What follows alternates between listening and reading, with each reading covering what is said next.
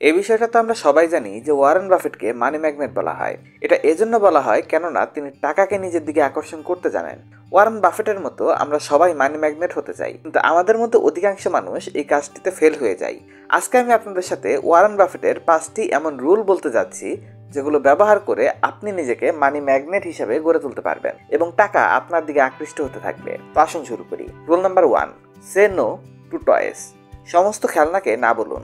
বাফেটের হিসাবে আমরা আমাদের লাইফে যত টয়েস কিনি তার মধ্যে অধিকাংশ শুধুই টাকার বরবাদি। বাফেট তার টাকাকে কখনো দামি গাড়ি, দামি শার্ট, দামি ইয়ট বা দামি ঘড়ির পেছনে খরচ করতে পছন্দ করেননি। এই সমস্ত জায়গাতে খরচ করার বদলে বাফেট নিজের টাকাকে সঠিক জায়গায় ইনভেস্ট করেন, যাতে করে তার নেটওয়ার্থ বা ভ্যালু বাড়তে থাকে। যদি আপনিও তার মতো টাকাকে ম্যানেজ করতে চান, তবে জরুরি এটা যে আপনি এই লাক্সারি আইটেম যেগুলো আপনার ওয়েলথকে কমাতে পারে এগুলোকে দ্রুত না বলে দিন। দামি জিনিসপত্র, দামি বাড়ি, দামি গাড়ি, অতিরিক্ত দামি ফোন কিংবা কাপড় চোপড় যে কোনো কিছুই এখানে হতে পারে। আপনাকে শুধু এটুকু মনে রাখতে হবে, যদি কোনো দামি জিনিসের আপনার প্রয়োজন না থাকে তবে সেটা কিনবেন না। তাই যদি আপনার 1 বছরের পুরনো ফোনটি পরিবর্তন করতে ইচ্ছা করে শুধুমাত্র এই জন্য যে মার্কেটে নতুন ভার্সন এসেছে, তবে একবার পুনরায় চিন্তা করুন। নিজেকে জবাব দিন, সত্যি কি ফোনটি আপনার জন্য জরুরি?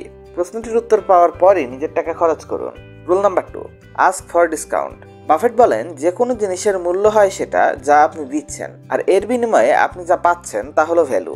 আপনাকে সবসময় আপনার ফোকাস কম থেকে কম মূল্য পরিশোধে এবং অধিক পরিমাণ ভ্যালু পেতে দেওয়া উচিত।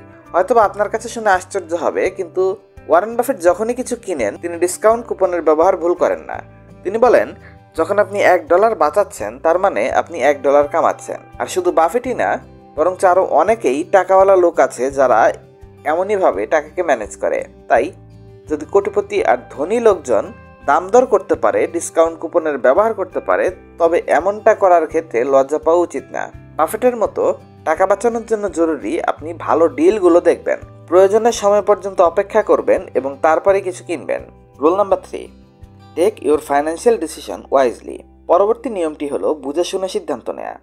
কখনো কখনো আমরা টাকার ব্যাপারে ডিসিশন নেওয়ার সময় ভবিষ্যতের সুবিধা ও অসুবিধা চিন্তা করি না, যেন পরবর্তীতে অনেক বিপদের মুখোমুখি হতে হয়, যার কারণে পস্তাতে হয়। বাফেট বিশ্বাস করেন তার সফলতার পেছনে চিন্তা ভাবনা করে সিদ্ধান্ত নেওয়ার অনেক বড় অবদান আছে। তিনি বলেন, যদি আপনি সফল হতে চান তবে আপনার সিদ্ধান্ত নেওয়া জরুরি, তার থেকে বেশি জরুরি কোনো ভুল সিদ্ধান্ত না নেওয়া।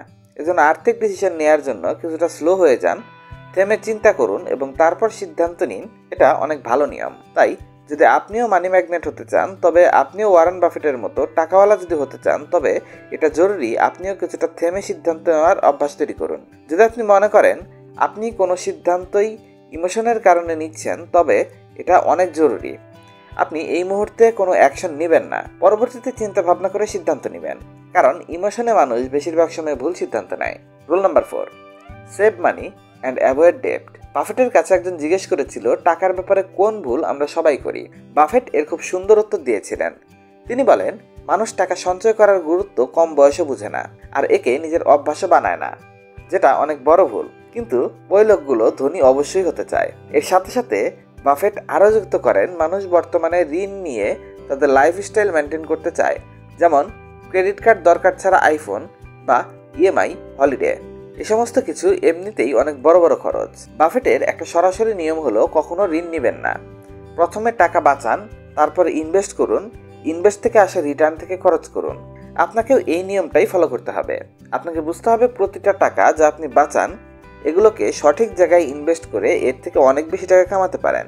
যদি আপনি বাফেটের মতো টাকা বাঁচাতে ও কামাতে চান, তবে এটা জরুরি আপনি দরকারি জিনিসও অতিরিক্ত খরচে কিনবেন না, দরকারি জিনিসেও অস্বাভাবিক খরচ করবেন না। Rule number 5, spend with modesty. হয়তো আপনি জানেন বাফেট আজকে যে বাড়িটাতে রয়েছেন সেটা তার 60 বছরের পুরনো কেনা বাড়ি। বর্তমানে তার কাছে এত টাকা আছে যে সে দুনিয়ার সবচেয়ে দামি বাড়িগুলোও কিনে ফেলতে পারে, কিন্তু তিনি জানেন ওই দামি বাড়িটি কেনার জায়গায় যদি এই টাকাকে ইনভেস্ট করা যায় তবে বেশি টাকা কামানো যেতে পারে আর দুনিয়াকে একটা বেটার জায়গা বানানো যেতে পারে। এটা একটা এমন অভ্যাস যা আমরা বাফেটের কাছ থেকে শিখতে পারি। যদি আপনার কাছে আগে থেকে একটা ফ্ল্যাট থাকে যেটা আপনার জন্য কমফোর্টেবল আর এর লোন শোধ হয়ে গেছে, তবে একটা বড় ফ্ল্যাট কেনার বদলে ওই টাকাকে বাঁচাতে শিখুন। আর যদি আপনি বড় গাড়ি কিনতে চান, বা বড় বাড়ি কিনতে চান, তবে এটা এই চিন্তা করে কিনবেন না যে আপনার প্রতিবেশীরও একটা বড় বাড়ি বা বড় গাড়ি আছে। আপনি অন্যদের দেখে দেখে দামি গাড়ি বা বাড়ি বা আইফোন ব্যবহার করতে যাবেন না। আপনি এটা দেখুন আপনার প্রয়োজন কী ধরনের বাড়ি এবং গাড়ির।